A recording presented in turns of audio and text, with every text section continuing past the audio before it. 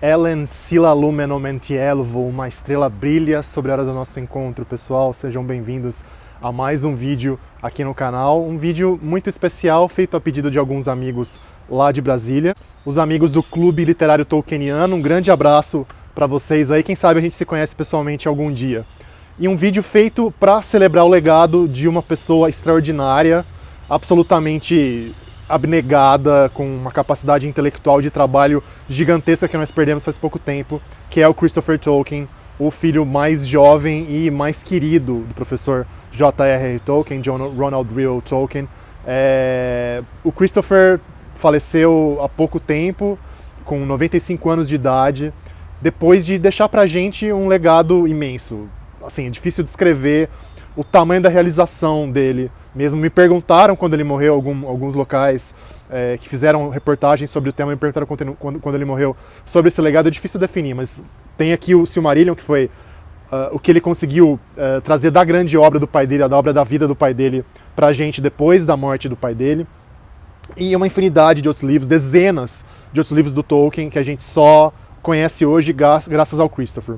E tem algumas coisas desanimadoras, meio bizarras nas reações das pessoas em relação à morte dele, ou mesmo durante a vida, o pessoal falava, nossa, mas o cara não para de lançar livro novo do pai, esses caça-níqueis, essa coisa que pega qualquer rascunho lá do pai dele e lança de novo só para ganhar dinheiro.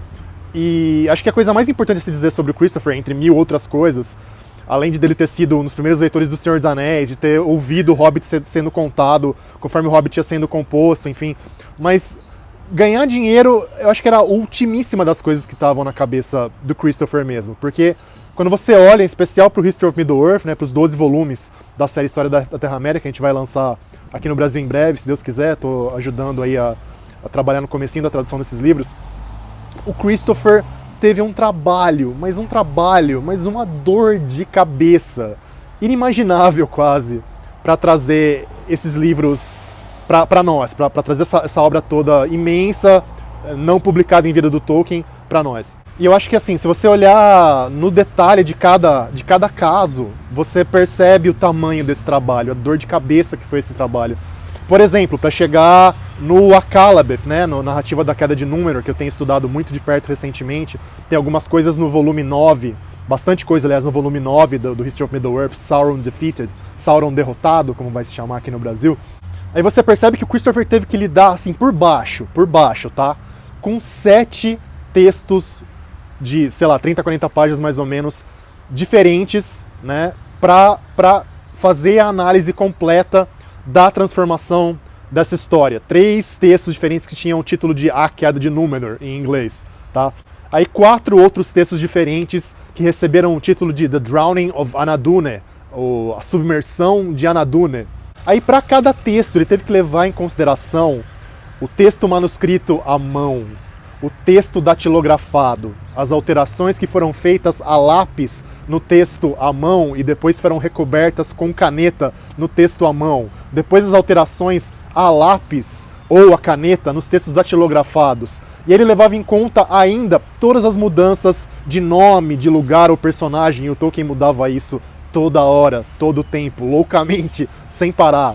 Aí levar em conta também não só as páginas escritas à mão ou datilografadas, como a mania que o Tolkien tinha de pegar um pedaço de papel, sei lá, cortar uma folha, assim, a parte de baixo de uma folha, escrever à mão ou datilografar nesse pedacinho de papel e pregar no manuscrito principal.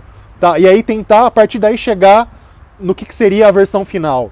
E aí pegar, por exemplo, o Akallabeth que está no Silmarillion, e compará-lo linha por linha, parágrafo com parágrafo, com a tradição da Queda de Númenor, com a tradição da submersão de Anadune, e aí considerar quais pedaços foram usados em quais pontos, e aí ele mostra ponto por ponto, tá? Então eu vou demonstrar aqui, vou colocar um asterisco para mostrar os pedaços que vieram da Queda de Númenor, vou colocar em itálico para mostrar os pedaços que vieram da submersão de Anadune, e vou colocar entre parênteses os pedaços que foram acrescidos depois que os manuscritos foram misturados, tá? E assim, fica muito pior que isso, tá? Fica muito mais complexo que isso. Esse talvez seja um exemplo relativamente simples em relação ao trabalho dele. Então, esse tipo de dedicação, esse tipo de cuidado, esse tipo de dor de cabeça mesmo, e aquela bagunça de manuscritos que o Tolkien deixou para ele, tá? Procura numa caixa aqui, depois procura na outra caixa. E aí tentar datar também, esse papel aqui foi usado como papel de carta em Oxford nos anos 40, por volta de 42. Então esse deve ser o momento em que o texto foi escrito originalmente. Tá? O meu pai usou a folha de prova dos alunos que prestaram vestibular por volta de 1947 e assim por diante, tá? Então dizer que isso é caça-níquel, que o cara só quer ganhar dinheiro, é uma maluquice, porque não leva em conta nem de longe o tremendo cuidado, o tremendo trabalho que ele teve para juntar tudo isso. E as pessoas às vezes reclamam ou até comemoram, nossa, agora finalmente, quem sabe, os direitos do Silmarillion vão ser vendidos para fazer filme, para fazer série, o chato do Christopher, não sei o quê, e ninguém leva em consideração o tamanho do amor que isso demonstra, da proximidade emocional, literária, filosófica, até teológica que ele tinha com o pai dele, para tentar entender tudo isso em tamanho detalhe. Então é um legado fantástico, gigantesco, que a gente tem que valorizar muito, muito mesmo. Pessoal aí de Brasília, pessoal que está assistindo o canal como um todo, muito obrigado pela atenção, espero que vocês tenham uma discussão proveitosa sobre o impacto do Christopher. E é isso. Quem tá em Brasília e não conhece o canal ainda, por favor se inscrevam. Quem também está vendo pela primeira vez, se inscrevam. Ativem as notificações para receber avisos sobre novos vídeos. E tamo aí. Obrigado por tudo, pela atenção. E como dizem os elfos, Namari. Adeus, pessoal.